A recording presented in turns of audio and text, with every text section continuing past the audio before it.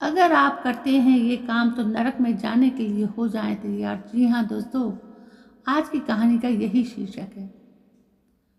व्यक्ति जब तक पृथ्वी पर रहता है तब तक चाहे कुछ भी कर ले, कितना भी धन इकट्ठा कर ले, लेकिन जब उसकी मृत्यु होती है तो उसे अपने कर्मों के आधार पर स्वर्ग नरक मिलता ही है। अगर व्यक्ति अच्छे कर्म करता है तो उसे स्वर्ग मिलता है, और अगर बुरे कर्म करता है तो सीधा नरक में जाता है।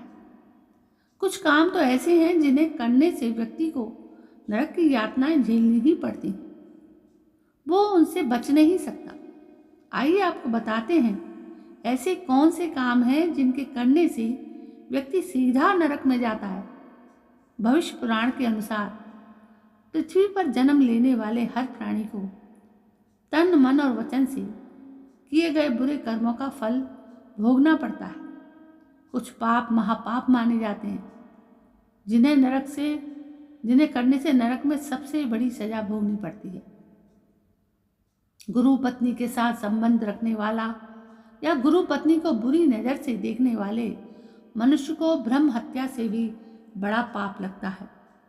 ऐसे मनुष्य को जयंती नामक नरक में उनके पापों की सजा मिलती है। अगर कोई मनुष्य जानकर या भूल से भी किसी की हत्या कर देता है तो यह कर्म महापाप माना जाता है। ऐसा कर्म करने वाले मनुष्य कुंभी पाक नामक के नरक की यातना भोगता है। जो व्यक्ति मादक पदार्थों और शराब का सेवन करता है वो व्यक्ति महापाप का भागी बनकर सीधा नरक में जाता है।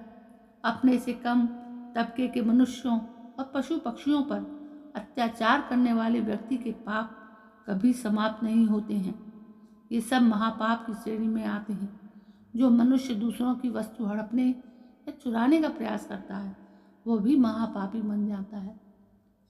तो दोस्तों, ये था छोटी सी बात। यदि समझें तो है तो लाखों की, यदि नहीं समझ में आई तो जीवन को जैसे जीना है वैसे जिए चले जाएंगे।